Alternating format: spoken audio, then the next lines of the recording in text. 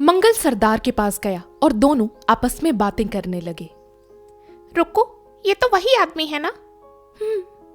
ये कभी कभार सरदार से मिलने आ ही जाता है, पर ये डाकू तो नहीं है। तू जानती है ये कौन है? नहीं, पर इस आदमी का चेहरा मुझे जाना पहचाना लगता है। रुक्कू के इतना कहते ही मंगल ने उसकी तरफ देखा और उसे घूरने लगा। रुक्कू भी बिना नजरें हटाए मंगल की आंखों में देखने लगी। पता नहीं क्यों, पर इस आदमी का चेहरा मुझे पसंद नहीं लगता है। पिछले जन्म में इसने कुछ बुरा किया होगा मेरे साथ। गुड्डी ने रुक्कू की आंखों में जलती ज्वाला देखी और फिर एक नजर मंगल पर डाली।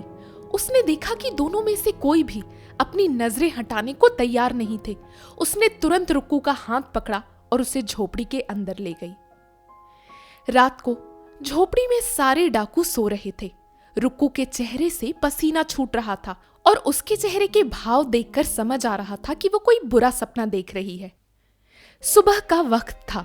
एक घने जंगल में एक आदमी रुक्कू का हाथ पकड़कर उसे घसीटता हुआ ले जा रहा था। रुक्कू पीछे से चीख रही थी, नहीं, मुझे छोड़ दो, मुझे अपने पिताजी के पास जाना है। वो जोर जोर से रो रही थी, बिलख रही थी, पर उसे बचाने वाला कोई नहीं था। वो आदमी चुपचाप आगे बढ़ता जा रहा था। रुक्कू उस आदमी से अपना हाथ छुड़ाने की कोशिश कर रही थी, पर वो हर बार नाकाम हो रही थी। अचानक रुक्कू ने उस आदमी का हाथ काट लिया। वो आदमी गुस्से में पीछे मुड़ा और रुक्कू ने उसका चेहरा देख लिया। तभी उसकी नींद खुल गई और वो उठ बैठी। ये तो वही आदमी है जो आज सुबह सरदार से मंगल, तो यही है वो आदमी जो मुझे 14 साल पहले यहां छोड़ गया था। उसी समय आधी रात को मंगल दारू पीकर अपने घर पहुंचा और जोर जोर से दरवाजा खटखटाने लगा। उसकी बीवी कांति नींद में बड़बड़ाती हुई आई और दरवाजा खोला। आ गया बेवड़ा, फिर से दारू पीकर? मंगल अंदर आया और कांति से लिपट गया।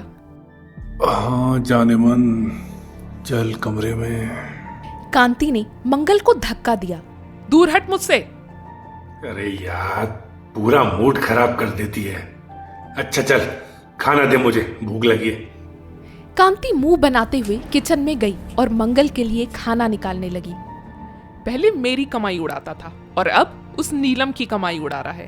तेरा जीवन ही बढ़िया है, ना पहले मेहनत करनी पड़ी और ना आगे करनी पड़ेगी। फ्री का खाना मिल रहा है। क्या क्या कहा? मेहनत नहीं करता मैं? तुझे नहीं पता अपना बदला पूरा करने के लिए मैं क्या क्या नहीं करता। आज ही देख कर आ रहा हूँ उस राजकुमारी को।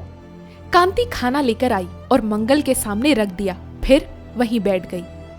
मुझे तो एक बात समझ नहीं आती, जब उस राजकुमारी को डाकुओं के पास छोड़ ही आया था बचपन में, तो बार बार उसे देखने क्यों जाता है? अरे मेरा कैद किया हुआ जानवर अपने पिंजरे में अच्छे से रह तो रहा है या नहीं, वो मुझे तो देखना पड़ेगा ना। वो अच्छा रहेगा, जिंदा रहेगा, तभी तो बाद में उसे बाहर निकाल के बलि दूंगा। अच्छा, तो कैसी है वो? बिल्कुल डाकुओं के रंग में ढल चुकी है। मुझे तो बस उस दिन का इंतजार है जब वो राजा प्रताप अपनी बेटी का ये रूप देखेगा। ये कहकर मंगल पहले हंसा और फिर खाना खाने लगा। कुछ दूर पर नीलम छुप कर ये सारी बातें सुन रही थी। आश्चर्य और डर से उसका मुंह खुला हुआ था। मंगल अपनी बहन यमुना की मौत का बदला लेने के लिए अपनी पहली चाल चल चुका था। उसकी वजह से राजकुमारी शैलजा आज डाकू रुक्कू बन चुकी थी। अगली सुबह रुक्कू अपने सरदार के पास पहुंची, जो एक तालाब के किनारे अपना हाथ मुंह धो रहा था। सरदार, कल जो आदमी तुझसे मिलने आया था वो कौन था? सरदार मुंह धोकर अपनी जगह पर खड़ा हुआ और कहा, इससे पहले तो तूने नहीं पूछा, आज क्यों पूछ रही है? क्या वही आदमी बचपन में मुझे तेरे पास लेकर आया था? ये सुनते ही सरदार की आंखें बड़ी बड़ी हो गईं। फिर उसने अपने गमछे से मुंह पोंछा और कहा, क्या करेगी जानकर? मारने जाएगी उसे? मैं उसे मार के क्या करूंगी? मैं तो बस। सही पहचाना तूने। 14 साल पहले यही आदमी तुझे मेरे पास ले आया था। अब रुक्कू के चेहरे पर थोड़ा डर दिखाई देने लगा। क्या वो मेरा बाप है? ये सुनकर सरदार जोर जोर से हंसने लगा।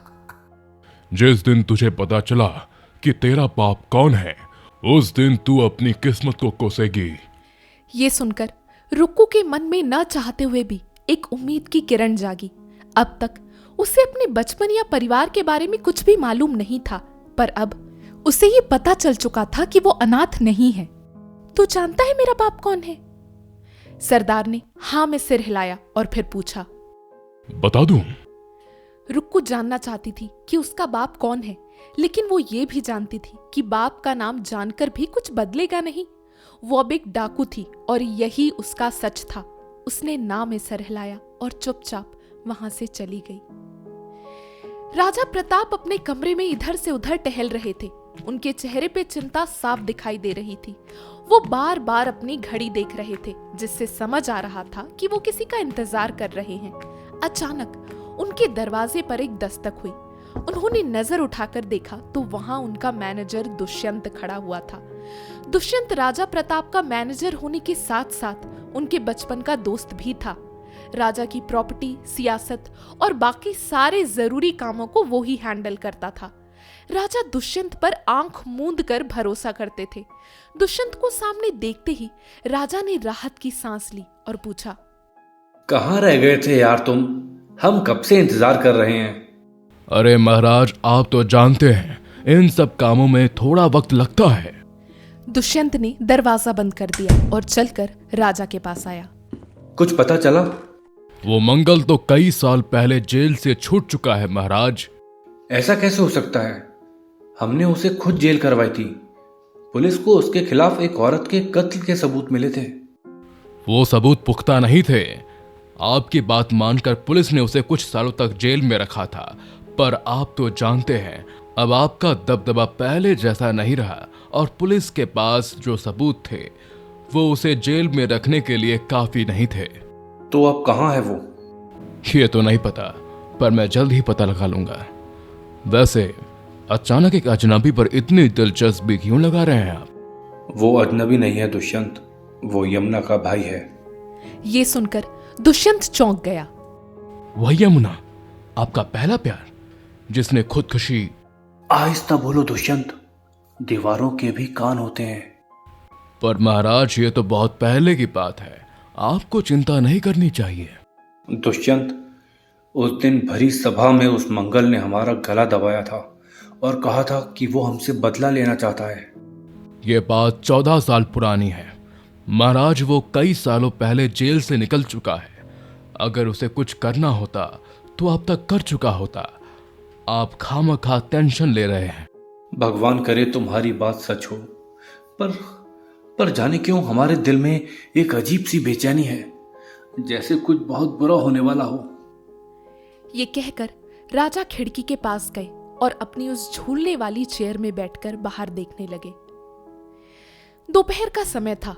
रघुनाथ स्कूल के कॉरिडोर्स में चलता हुआ स्टाफ रूम की तरफ आगे बढ़ रहा था, जहां नीलम बाकी टीचर्स के साथ बैठी हुई थी और बच्चों की कॉपीज चेक कर रही थी। अचानक उसे अपना नाम सुनाई दिया, मिस नीलम चंद्रवंशी। रघु की आवाज सुनकर सारे टीचर्स उसकी तरफ देखने लगे। नीलम ने भी उसकी ओर देखा और कहा, जी। रघु ने उसे पास आने का इशारा किया। नीलम ने कॉपी बंद की और रघु के पास गई।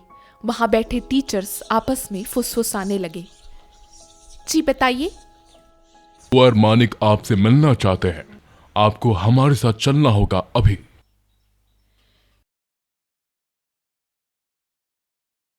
तो दोस्तों, आपको क्या लगता है कुंवर मानिक अब नीलम के साथ क्या करने वाला है? अपने अपने जवाब कमेंट बॉक्स में लिखकर ज़रूर बताइएगा। आपको ये सीरीज़ कैसी लग रही है ये भी कमेंट बॉक्स में लिखकर ज़रूर बताइएगा। अगर कहानी अच्छी लग रही है तो वीडियो को लाइक करें, शेयर करें और आगे के चैप्टर्स पाने के लिए हमारे चैनल को सब्सक्राइब करें और बेल आइकन क्लिक करें। Thank you.